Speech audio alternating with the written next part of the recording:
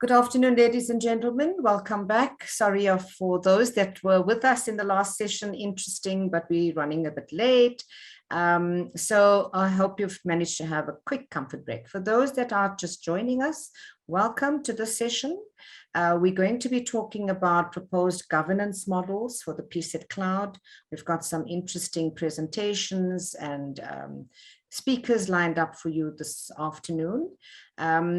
Dr. Manda will be your session chair for this session. And I want to quickly introduce Dr. Manda. He is the Senior Manager at Strategic Planning at the merSETA, and he holds a PhD in Information Systems from the University of Wits. His research interests include digital transformation of government, strategic management, governance, and public policy. And he has published in leading international journals, book chapters, and presented his work internationally. He's also the recipient of the 2018 Pacific Telecommunications Council as a Young Scholar Award. In 2018, he was selected to participate in the 2018 United Nations University Operating Unit on Policy-Driven Electronic Governance Fellowship Program. So I give you over to Dr. Manda. Thank you. Thanks, Mo. Thank you so much, Roxana. Good afternoon, colleagues. Welcome to our session on governance. Just to give you a brief background in terms of why this discussion today is very important. Looking at what we are here gathered today, discussing the PSET CLOUD, the successful implementation of interoperable digital ecosystems should be anchored on mechanisms that govern collaborating institutions. We have quality councils, we have HEIs, we have SETAs, we have government. Other stakeholder groups, the data itself. We've had this morning discussions are a lot around the data, issues of security, issues of privacy, as well as the technology itself. So the establishment of a governance framework is quite critical, for clarifying roles and responsibility, especially where there is many stakeholders involved, as well as establishing accountability and decision-making through setting standards, norms, regulative, as well as cultural cognitive mechanisms. All these, as we sort of think of implementing, the PSET CLOUD will sort of be key and be central for us to successfully implement the PSET CLOUD. I have 4 speakers today. I'll introduce my speakers that form part of this panel. I have Jason Bygates, who is the Head of Innovation, Technology and Data for Development at Capacitate Solutions. Jason is a social entrepreneur and impact technologist with a deep, passion for innovation. He's driven to find new ways to, solve complex social and environmental problems using technology and a collaborative systems approach, which is why I'm not surprised as to, why he's here, because what we are trying to do here is to try and solve, some of the social as well as economic problems that we have through ensuring that we have interoperable systems that can address, some of our challenges in the PSET CLOUD, in the PSET system, sorry. His experience is in mobile technologies, ICT for healthcare, international development, banking, automotive, the automotive sector and logistics, which extends across, the African continent, and he's worked with various NGOs, global agencies, corporate investments, as well as government. I also have with me as part of the panel, Chris Beukes, who's the Senior Employability, Consultant at Steel Bank. He's a registered industrial psychologist and registered career development practitioner. He has specialized in career and skills development for over 20 years in both the private as well as the public sector. He has worked with the DHET, for example, in developing and implementing an enterprise architecture for central applications services, and he's been working with the South African Development Association, facilitating its recognition as a professional body. The third speaker is Paul, who will do a joint presentation with Chris, who is the Senior Education Advisor at Paul West and Associates. He having worked in distance education in Southern Africa, and then for 2 Commonwealth intergovernmental agencies in Canada and the United kingdom during his career that spans over 30 years. Paul is now an independent advisor in the fields of open education resources, open learning, copyright, as well as other areas of his specialty include knowledge management, ICT for education, as well as project management. Last but not least, we also have Lazelle van Krenbeck, who's with the NSA. She has over 20 years experience in the training and development sector with institutions such as the Gauteng Department of Education, the Nelson Mandela Children's Education Fund, the City of Joburg, Mpumalanga Department of Education. Westbank is also worked for quite a number of banks, including Westbank, Nedbank, as well as ABSA. The Culture and Arts, Sports, and Tourism Hospitality SETA also has experience in SETAs. National Union of Mine Workers, she's currently affiliated, to unions in South Africa. She's worked for the ETDP SETA, as well as the Health and Welfare SETA. So she has quite a broad experience, across the different sectors in South Africa. So today, what we'll do, we have two presentations. The first presentation will be given by Chris as well as Paul. It's on data. It's on PSET cloud governance. That is the second presentation. Our first presentation will be given by Jason. That is on involving platform cooperatives, as in terms of how they fit into to this whole issue of governance. Then after that, we'll have Chris and Paul present on the proposed, PSET cloud governance model. Then we'll have a discussion with Lazelle in terms of, the PSET cloud has a reference working group. And so there's been discussions in terms of, what are some of the recommendations.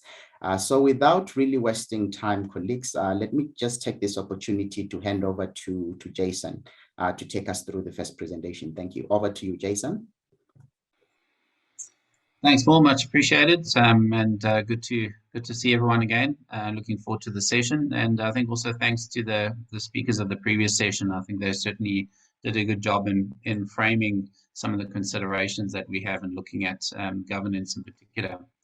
So for my session today, as I said, we're focusing on the data governance around the PSET cloud, but also looking specifically at how that function of governance is evolving.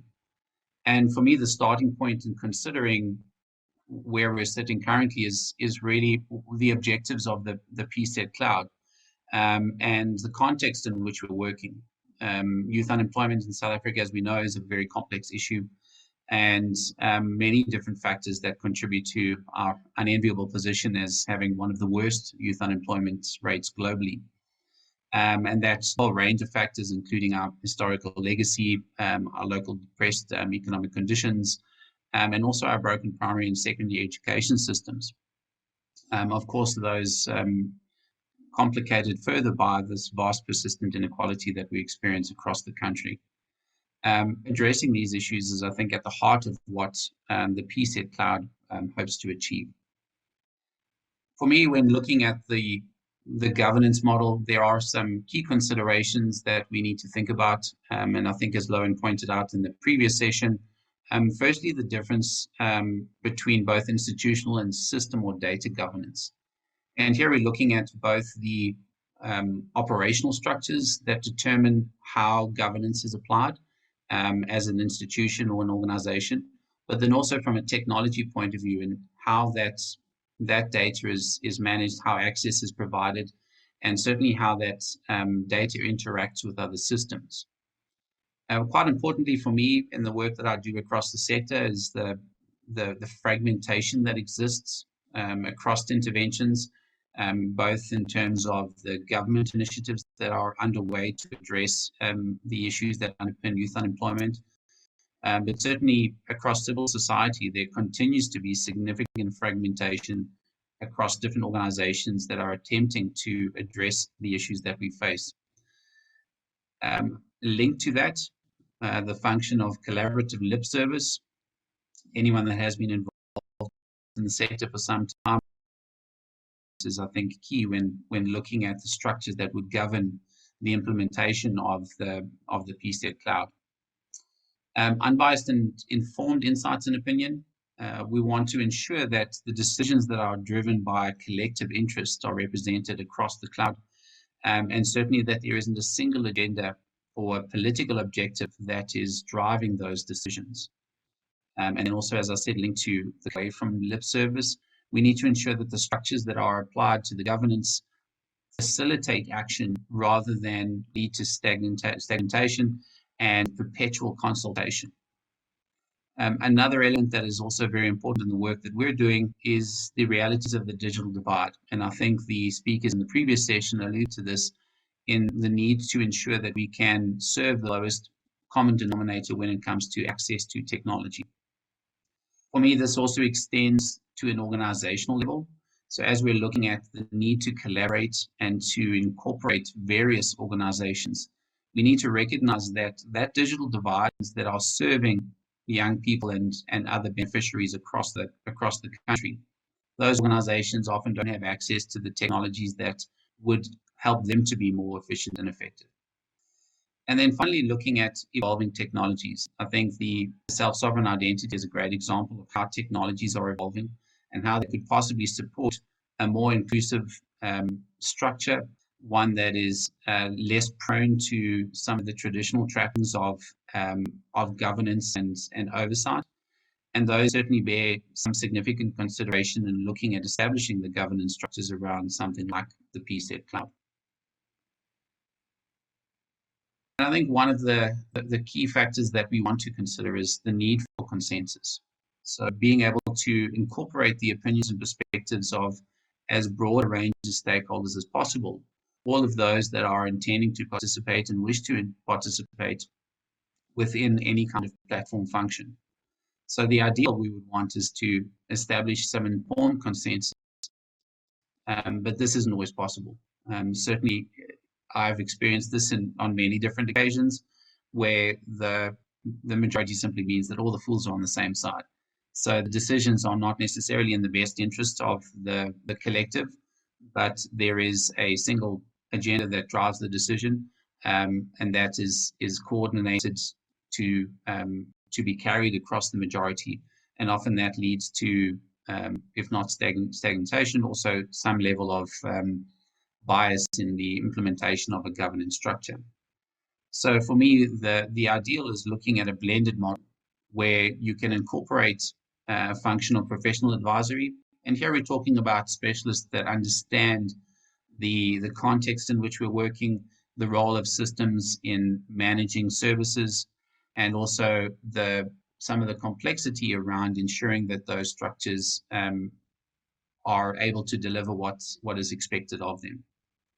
The cooperative consensus, obviously one of the foundational points in governing how a structure functions. We want to ensure that there is broad input from as many of the relevant stakeholders as possible to ensure that it is a representative view that is driving the decisions that are being made by the governance structures.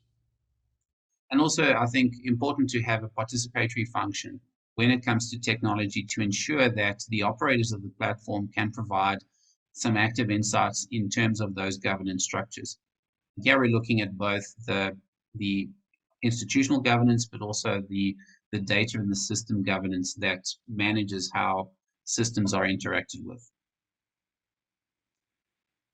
For me, a really interesting development over the past 2 years is the evolution of platform cooperatives. And this is largely an extension of the way that technology is scaled in the sharing economy to create mechanisms for mass aggregation and potentially exploitation, as we've seen in the likes of the e-hailing and the transportation services. But what this has done is it has seeded a new model for collective engagement. And really a movement away from technology that has perhaps in the past enabled exploitation at scale towards a cooperative design with shared values. And this goes back to a term that was coined by Trevor Schultz in 2014, and looking at how we can clone the technological heart of online platforms. to create a structure that is more cooperative in nature and one that includes a range of stakeholders in both managing and governing the way that those systems are applied. And really, the fundamentals of this stuff are really pretty basic. It's about common sense, shared ownership, and governance among people that depend on an enterprise, and coordination among enterprises rather than competition. So cooperative enterprises of the past and present have relied on really two kinds of strategies to gain traction. There may be competing interests and multiple existing initiatives. And really the intention is to create collective benefit that can be found through cooperation, driving the ability to succeed where conventional approaches have failed. So the power of that's latent in solidarity. And secondly, the rules of the system are changed to support a more cooperative practice. And here we're looking at key stakeholders like government that can see the value of cooperation and enterprise enough to encourage and fund it. So what we're hoping to reach at some stage, and I think some of the previous speakers in the sessions have alluded to that, is a digital cooperative that is combining the benefits that can be provided through technology and the advances in technology such as blockchain software, where we're enabling the scalable coordination of disparate individuals with a legally defined structure that creates a new kind of organization, one that's both bound by law and code to further the goals of the community that it represents. Now, this is not necessarily to say that we would opt for immediately a distributed autonomous organization, but perhaps, as some of the speakers in the previous session suggested, one where there is a function of custodianship, where there is a governance structure that would oversee the function of the platforms that are at play and the management of the data within those systems. So in closing from my side, and to allow my colleagues to provide some of their valued input, some key thoughts for me that are required in establishing the governance structures would be establishing and maintaining a trust across all of the stakeholders that are participating, co-determined objectives and shared principles that underpin the governance structures themselves and speak to shared value and transparency. We want to see the democratization of ownership and the governance structures that determine how a platform is used and interacted with. We also want to ensure that there is legitimacy of the data that is managed and processed through any platform, that it can be protected, and also, quite importantly, is portable, so that users within a system can move between systems without being trapped to a particular platform. We want to drive inclusion and integration across the sector as far as possible, making sure that we can incorporate other initiatives that are already underway that have traction and can certainly add value to a collective goal. And then we want to see how we can leverage those emerging technologies for the benefit of the collective interests, and making sure that those structures are accountable and also transparent. But I'll pause there and pass across back to Mo and some of our colleagues. If there are any questions, we look forward to taking them in the chat. Thanks very much. Back to you, Mo. Thank you. Thank you so much, Jason. Maybe let's just take this opportunity to give Paul as well as Chris an opportunity, to just take us through their presentation, because I think what your presentation has done, Jason, is that it has sort of like given us a good basis. And it has also triggered, some of our audience in terms of some of the questions that we sort of like need to think about as we think of implementing this governance model, which, like I said when it started, is quite key in ensuring that we have a successful PSET cloud. Thank you so much. Over to you, Chris and Jason. Thank you. It'll be Chris and Paul, and I'll get us started. I'm just going to share my slides, and I think you should be seeing them in just a couple of moments. So Chris and I were asked to do this study last year, and I'm going to do the first few slides of this, and then I'm going to be handing over to Chris to speak to the model. It's a personal picture. This one, it's an old picture. And I think this visualizes what people thought education today would be like. This is the mobile education, the smartphone education, and all that sort of thing. In this workshop, please make sure that you don't treat any of what we say as legal advice. That is something you get from a lawyer. And I hope that the link to the document has been shared with you through the chat. It's also on the slide, which you should be able to get after this presentation. When we were approached about doing this, this is what we were asked to do. And of course, I had to put up the picture that some people say, well, where is this cloud?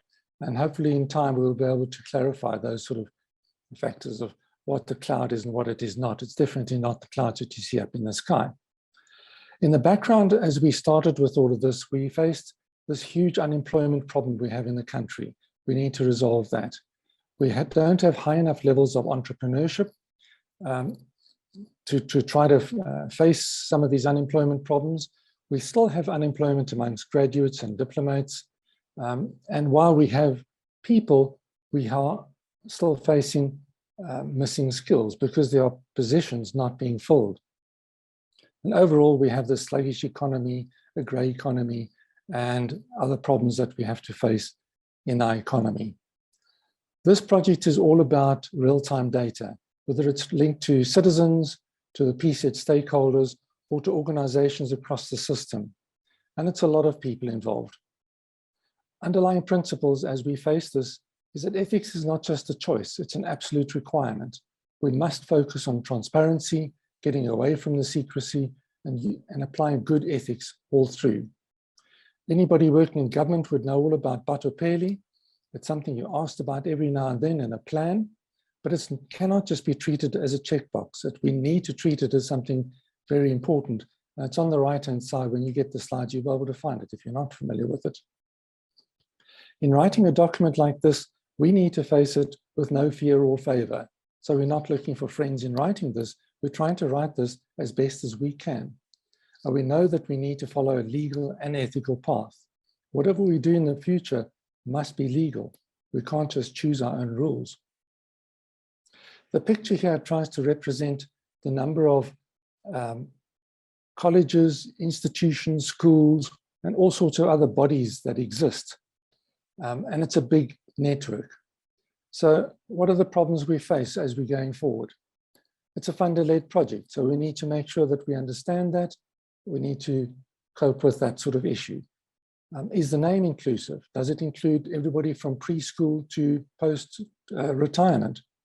Is it covering all the transversal systems that we need to cover in the country? That's a term broadly used across government, and we need to make sure that our systems are transversal for the benefit of the citizens and the residents. Any one government department does not want to have another government department holding court over it, telling it what to do. So we need to work collaboratively, as you've already heard. We need to use a consensus building approach, and we need to move into much more public transparency. As you look in the report, you're going to find this diagram. And in the top right-hand side here, you'll see problem symptoms, and those are listed across the top. As you come down, you'll find finding solution components. And there are various of these components that already exist. We're not starting from scratch. If you come further down, designing solutions, you'll find various possibilities for finding these solutions and what we can do. Implementing solutions, we need to get active. We need to really do the implementation, and that's where the governance comes into place. And if we do all of that right, we can land up at the bottom of this diagram with a future scenario, and not one that has your head plugged into something else electronic. So moving forward, you're going to hear more in this presentation about building consensus and building transversality and interoperability. And with that, I'm going to move to part 2 of this presentation. Chris is going to come online. I know he's in a rural area, so we're just going to give him a moment. I will stop sharing the slides at this point, and Chris will be able to start sharing from his side. Just giving it a moment for Chris to come back online. There he is. Okay. Yes, good day, colleagues. Apologies about the audio. I'm traveling through Limpopo today, so just my apologies about the audio. I'll be sharing my screen.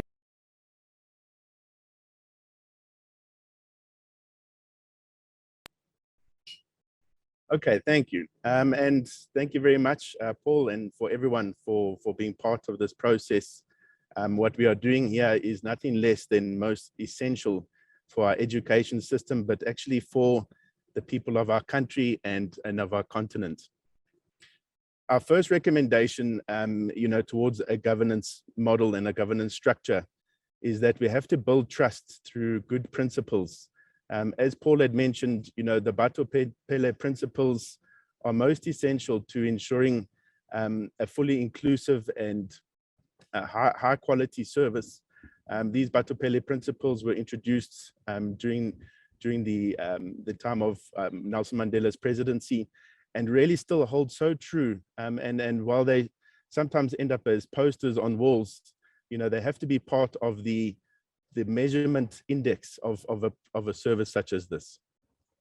That they talk about, building trust through consultation.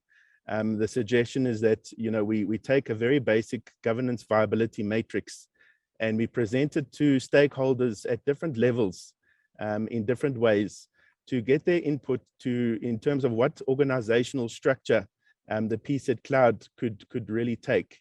And essentially from the business case and from our findings, there are 4 main structures that could get into, could really house this service, and that would be public entities where your partners are board members, a private company where your partners are shareholders. It could be a non-profit company where your partners are fiduciaries. A non-profit company is actually owned by the people it serves, and there's no shareholding or financial input or profit. The profit really goes to the people and to the beneficiaries, and that's really the grounding of part of our solution. So the other factor is the other option is to establish a trust. Apologies for the sound there. And a trust would be another option where you could get various partners together on a basic level. As Jason has pointed out, and Paul and the other speakers, it is most critical to get consultation done, and consultation is really needs to be assisting or reaching those that are in the most farthest corners of our country. Mangwane is really on that corner, right by the Samora Machel monument, and it borders Swaziland and Mozambique, and is really an area which is one of the most remote areas in really the corner of our country.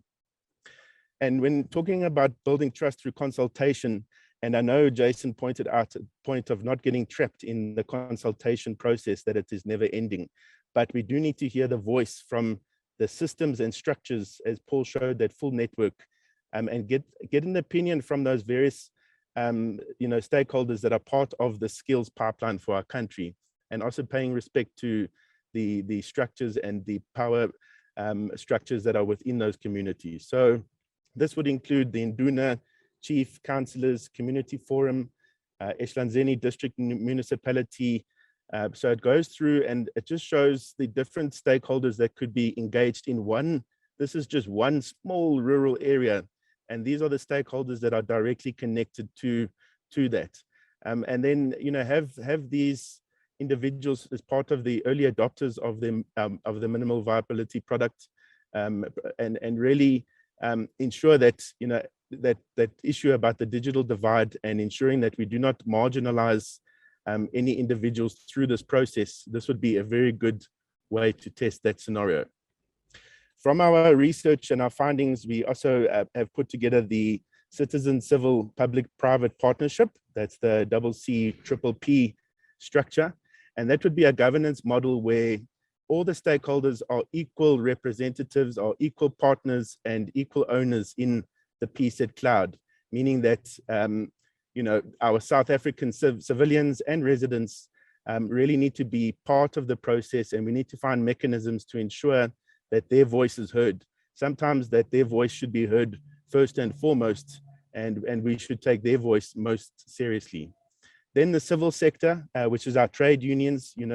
The trade unions, some of the concerns they usually face with services or interventions such as this is late inclusion in the process, and we need to get them on board from the onstart. Professional bodies and bodies such as Disabled People South Africa and education quality support organizations such as JET. Then your public sector, and this is where it's quite a complex structure, but it's actually very straightforward if you look at who is mandated to do what. And the Minister of Communications and Digital Technology is really mandated to oversee transversal systems in the country, and I'll go through that in a bit more detail. But then that minister could then support the Ministry of Basic Education, Higher Education, Employment and Labour, and Cooperative Governance and Traditional Affairs to ensure that the full skills pipeline is considered in the process. And then, with government and establishing the open data strategy and integrated skills development plan, the competition policies, there is so much good policy and structures that have been put into place that really could ensure that this becomes a success. And then obviously the private sector, and again, just talking about what Jason stated, that in a system like this, in a structure like this, we have to also consider the informal economy and how can the informal economy participate in a PSET cloud of this nature. So that is the governance structure and the governance model that we have recommended. So the main benefits is it puts the beneficiary first. It includes all stakeholders.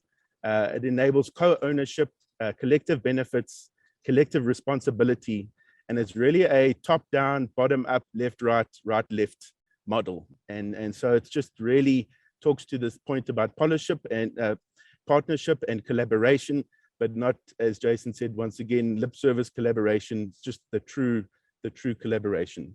So we need to engage. One of the next steps and the recommendations is we need to engage with the Minister of Communications and Digital Technologies.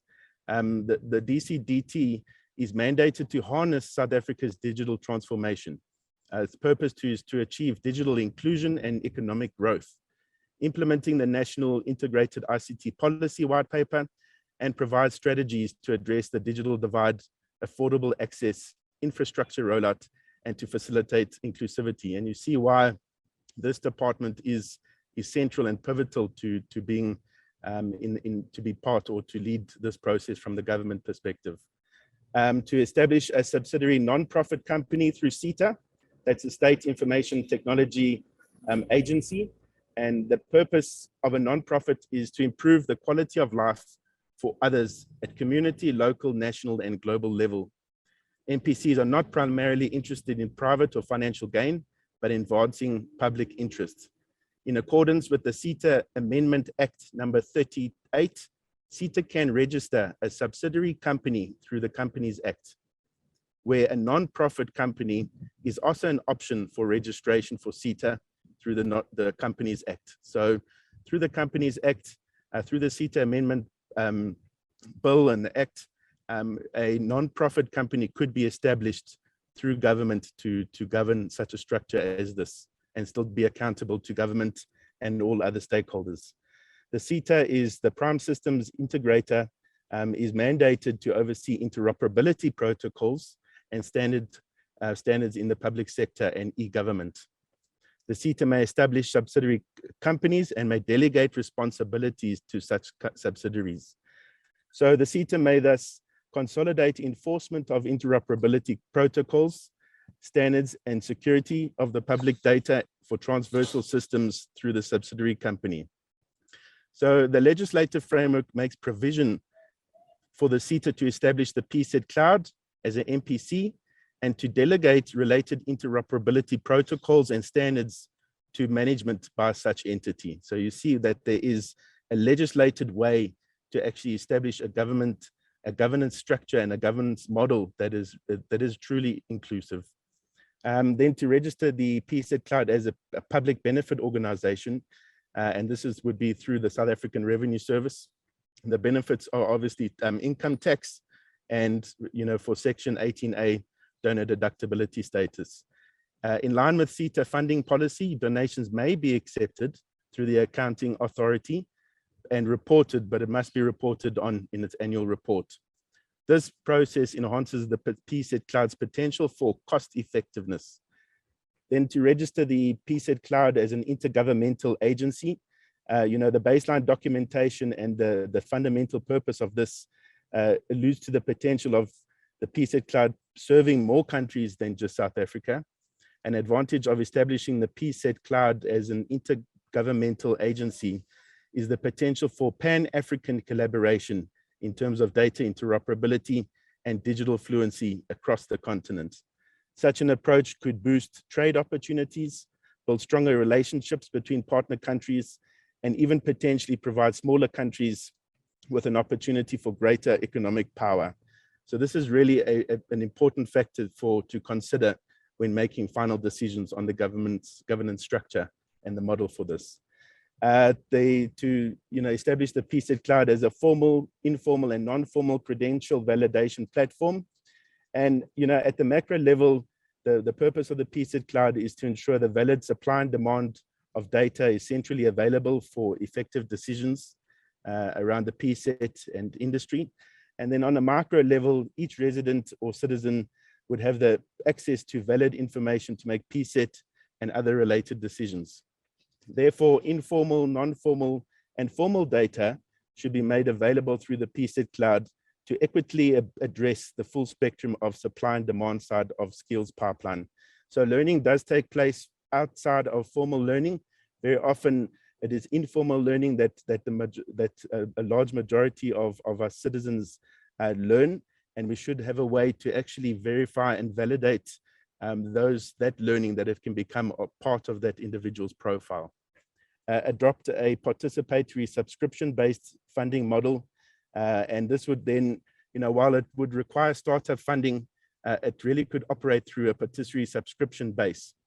Would not require hardware or software changes for suppliers and customers, but actually the implementation of protocols and standards to ensure the maximization of data interoperability for the PSET Cloud. So some of the subscription clients could include the National Skills Fund, who oversee the skills levy and are mandated to really address the skills gaps and the skills issues in the country, where the PSET Cloud is core to a solution such as this. Then the SETAs, who receive a large portion of that skills development levy, public institutions, private institutions, professional bodies, and employers. The PSET Cloud should remain free to the citizen at all times. So just in summary and just in closing, we need to build trust through good principles, through consultation. We should look at establishing an equal partnership in PSET Cloud governance. We need to engage with the Minister of Communications and Digital Technologies around this and really have good discussions and come to good agreement and mutual agreement for the benefit of our citizens. Establishing a subsidiary non-profit company through the SETA for the SETA to delegate responsibility for PSET interoperability protocols and standards to the PSET Cloud, to register the PSET Cloud as a public benefit organization, register the PSET Cloud as an intergovernmental agency in the future down the line once we are established, the PSET Cloud as a formal, informal, and non-formal validation platform, and adopt a participatory subscription-based funding model. So that's it from my side, and thank you so much. Over to you, Mo. Thank you so much, Chris and Paul, for that presentation on the PSET Cloud governance, model note.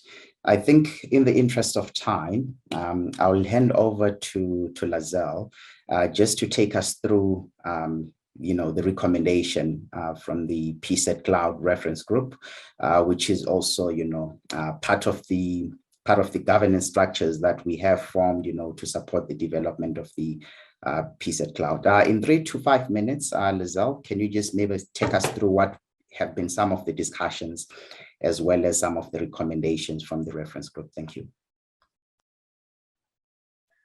Yes, thank you, Mo. I think, maybe 3 minutes just around summarizing in 1 or 2 statements. All of the presentations spoke to the critical element of sovereignty for the individual citizen, and it also spoke to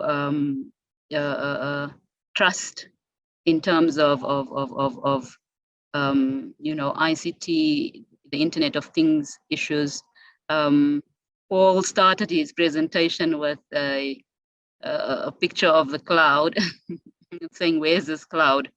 And I think that the constituency that I mainly represent, which covers the grassroots citizen constituency in the form of workers as well as community members, will always have this question: where's this cloud that we're talking about?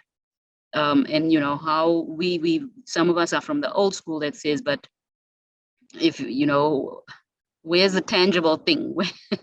Where do you store it? On what do you store it? But I think to say in a nutshell that it becomes important that we create shared exposure, shared experience, and that will bring with it shared responsibility for us as a country to kick off this PSET CLOUD. I was saying right through the sessions with the reference group that, you know, we are way past the question of whether we need it. We need it. We are already in the future world of work, and from early childhood to basic education to higher education to PSET, we need to bring our citizens on board. And I think to continuously build that trust, we need to ensure that we take everybody with us, bring everybody on board, solicit that buy-in from everybody. And so based on the research findings from the reference group, I think part of what the onus on us now is to broaden the shared experience and the shared exposure to what is SSI, what is you know, credentialing, what is all of these terminology that we are now using, which your ordinary citizen needs to be educated about. And so I think there's an in-between window between where we are at now as a reference group, presenting all of these findings at this conference today and tomorrow, and where we are recommending to say where this thing then can go, just from Chris and Paul's presentation now. That and I think Jason's presentation encapsulated quite key points around, you know, the governance structures and some of the characteristics and principles that we should keep in mind. But part of that to say, let us now open it up to a steering committee. We have the work of the reference group now that has been done for the past couple of years, and even within the context of COVID. The work is now ready to be taken to the next level. And so having a broader steering committee that includes those components like your civil society, and civil society that includes your worker organizations like trade unions, trade union federations and trade unions. Also your vulnerable workers, your precarious workers, work organizations, your organized community organizations, private sector representation, as well as then those government departments that we can see are key to the rollout of this. We were just recently grappling as an NSA with, for government, you know, who's the shareholders, and of course, the citizens is the shareholders and represented by the ministers, etc. But the bottom line is that we need to bring all those citizens on board. So opening up this process now for a broader steering committee, I think tomorrow we will have a section that deals with you know, how we're going to formulate such a steering committee. And then through a steering committee, we can begin building those principles of trust, having shared responsibility, of accountability, the key issue of transparency. And that steering committee would then be tasked in terms of their terms of reference with the recommendations from the reference group as to, you know, the beginnings of what such a structure should hold. Through the presentations today, there's a lot of decisions that needs to be made between, you know, do we use SSI platforms or not, DAO, etc., etc. So the steering committee would need to grapple with that, all those questions and decisions that needs to be made, and begin to mainstream further recommendations for the governance structure. But I think the exit point for the steering committee would also then be setting up and establishing the governance structure. I think, Maura, that in a nutshell should take us from where we are now and move to the next step. Thank you. Thank you so much for that detailed, presentation.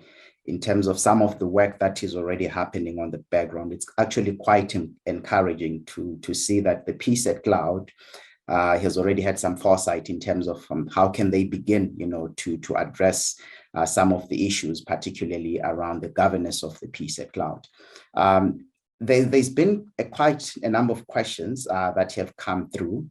Maybe this is an opportunity, for the panel members to engage with our audience furthermore. There's one question from Sibolelo Nemvete from the merSETA, which just came through my WhatsApp.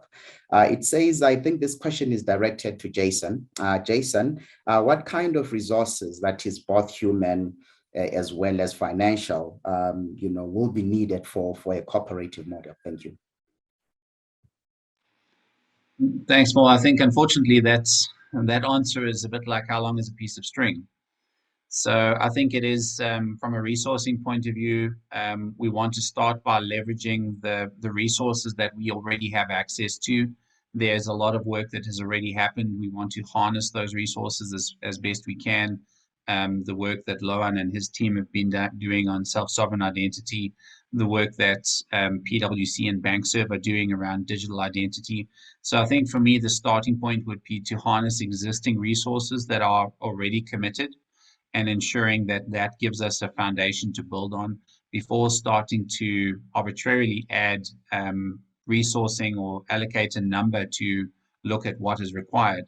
I think we've got a starting point for considering what that cost might be, but I think at this stage it would still be premature to affix a number or a resourcing requirement when we're still busy mapping out what this cooperative might look like. Thank you for that, Jason. Before I let you, off the hook, there's another question directed to you. From James Kivi, the CEO of Chat. Can you give us examples of a custodian role of digital cooperatives? Thank you. Well, I think that the custodian role really sits at the level of organizational governance. So in looking at the organizational structure that would oversee the function of a platform, that would really be the role of the custodian. I think that there is the technology now available that would allow a level of separation of organizational governance from system governance. Obviously, the organizational governance would have a role in defining what that data and system governance would look like. I don't think that there are very many good examples of the sorts of governance structures that we would need, principally because the governance structures play catch up to system. So the technology is already able to manage a lot of the functions required for a platform cooperative, and increasingly with little or no governance. I think where we sit now is that as we start flirting with the idea of a decentralized or distributed model of automated organizational structure, we're still in a hybrid phase where we want to manage the best of what technology can provide, but I don't think it's there yet. And until it does get there, we need some sort of custodian of the system functions. We need some structures that will allow us to certainly get the input of various stakeholders across the collective ecosystem. So I think really the way that we're going about it now is probably the best way that we can look at doing it, in getting input from as many stakeholders as possible, establishing a structure that would allow us some independent governance, and also then I think relying on the technology to fill the gaps. No, thank you so much for that, Jason. At this point in time, I've got a question to Chris in terms of looking at these issues of governance. We know that most initiatives often fail, due to governance issues. What are some of the governance challenges that initiatives such as the PSET, what challenges are they likely to face? And maybe coming in at the back end is, how can we address or mitigate some of these governance challenges? And I would like maybe between yourself and Paul, to respond to these two questions. If you can, Chris, from your side, respond to the issue of, the governance challenges that we are likely to face. Then at the back end, if Paul can then maybe, just address in terms of, how can we then mitigate some of these challenges? Thank you. Thank you for that, Maura. So, the PSET Cloud really needs to bring citizens, the civil sector, government sector, and the private sector together as equal partners. It's not going to be easy for either side to share their power or, their perceived power, for the benefit of the education system and the livelihoods of citizens. And, this is also true, for stakeholders within each of these sectors, and taking, on a new, a new approach such as the PSET Cloud. There are concerns that the stakeholders will have, and one of them sometimes is that relinquishing power will diminish your responsibility and your value. And so that is one of the governance structure or governance risks or challenges that we really need to face. And once we've then established this level of shared partnership and sharing of power, then we have to go externally. And the challenge will be that the PSET Cloud operates in a system that doesn't need to just build trust in the system. The PSET Cloud and this process actually needs to rebuild trust that may have already been broken. So the challenge really comes down to trust, and not just building trust, but how do we rebuild trust in the system? Over to you, Paul. Okay, and in just 20 seconds, I'd suggest that to ensure maximum possible transparency, don't do things in quiet little rooms somewhere, rather do them out in the open so that people don't get surprised by things later. Maximize the trust by making sure that everybody who can be involved is possibly involved. Ensure that we are ethical, clean, and above reproach in all possible ways. Thank you. Thank you, Paul. Thanks, Chris. Thank you. Thank you to Dr. Manda and the panel members. Thank you, Jason, Paul, Chris, Lizelle. Really interesting, and this discussion, provides us with options for an appropriate governance model for the PSET Cloud. I just want to add on what Lizelle was saying. We do have a session tomorrow morning with Nicole Copley. If you look at the program, it's just after our a guest speaker for the session tomorrow, and there we will provide a legal perspective, which as Paul and Chris mentioned, their presentation did not have a legal any legal finding, but the research has been adequate in looking at legislation, ethics, and all of that. So please join us tomorrow morning, where we will broaden the discussion around nominations for a possible group of people with, to launch the governance structure. So with that, thank you very much.